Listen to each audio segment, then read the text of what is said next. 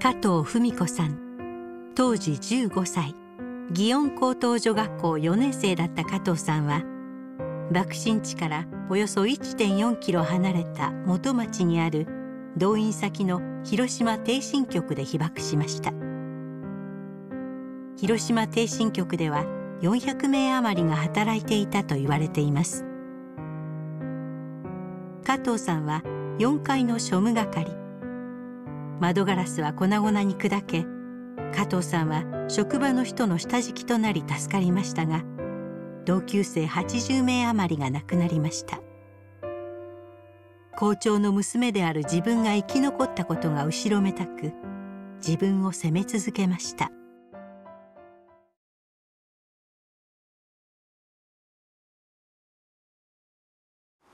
あの日はちょうど月曜日だったんです。ほいで私をやっぱり今この壁線がこれで横側まで行って三笹橋を渡って白島の郵政逓信局行って、私は定期券を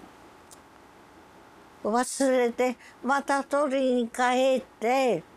ほいで駅行ったらチンチンチンもう出かかってたんです。あの頃はのんびりしてますから。ほいで待って待ってって言ったら待ってくれて、これが生と死を分けることだったんですね。原爆で亡くなった人たちはみんな紙一重で、こっちの人が生きてもこっちの人は死ぬ。私はその電車に乗ったために、乗らなかったらちょうど考えてみたら三笹橋のちょうど真ん中ぐらいで、私は真っ黒焦げになってます。だから本当に私は生かされたんだと思います。あれ間に合ったでしょ。だからちょうどこうやって部屋で座って、うちわがあってクーラーはないですからね、暑いこうやってた瞬間、私の職場は4階だった。そこで真っ赤に三方がガラスが真っ赤にこうなって、はあって思った瞬間、私たちはバーッと飛ばされました。ほいでちょうどこういう隅へこう飛ばされて、私はまだ小さいからほとんど人の山の下になってた。それで15分ぐらい気を失ってましたかね。それであらどうなった、みんなが起きて、あの頃体操服を着てましたね。それが真っ赤に染まってたんです。あらどうしたのかなって思った。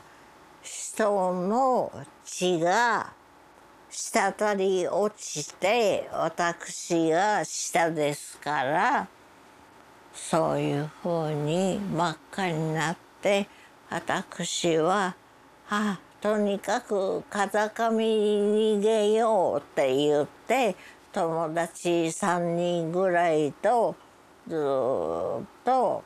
太田川に沿って私あっちこっち逃げまして、それも私が良かった判断が良かったんです。風上に逃げたらちょうどその頃まだのんびりして、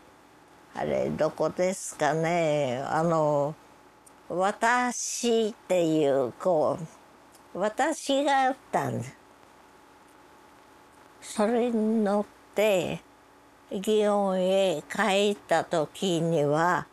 私はあれが8時15分、あそこから歩いて私を渡ってこう家へ着いて、私の里はここから近いんです。そこへ着いた時は11時だった。ここら辺では一番早かった。ほいで母は真っ赤に染まってますから、それをハサミで切ってどこも怪我してなかった。それは人の帰り地だったんですね。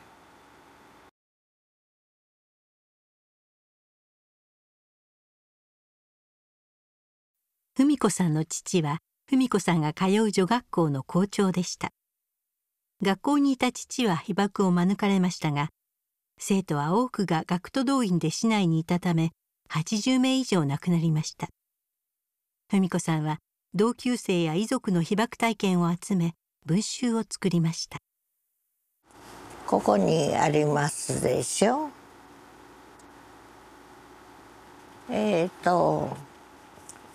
80何名の方が亡くなられましたから、ここにこういう私が父が校長だったために私がこの本を編集しまして、父は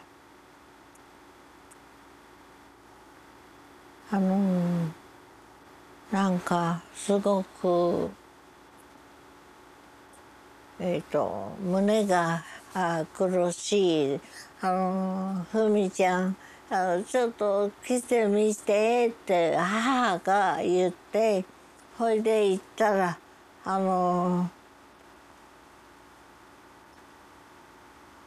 布団がこうなるようなこういう状態だったから、私が背中を探りながら、でも父はたくさんの子供を預かったのを亡くした。原爆ではあるけれども私は生きてる。その苦しみ父兄がなんで校長さんの娘生きてるか、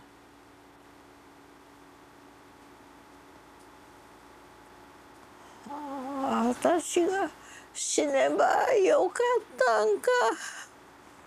と私も思いました。父はその明け方亡くなりました。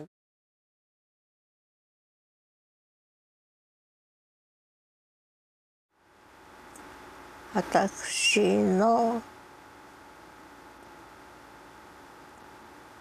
娘、今京都におりますが、その娘が小学校へ入る時に片方の目が見えてなかった。それまでは片方見えればこんなもんだと子供のことだから思ってたんでしょうね。ほいでも小学校へ入った時にそのことが分かって身体検査で「お宅のお嬢さんは片方目が見えないですよ」って「へえ」言うて、それであっちこっちあっちこっち、あの頃そういう病院もなかったですからね、原爆でね。そしたらその見たお医者さんが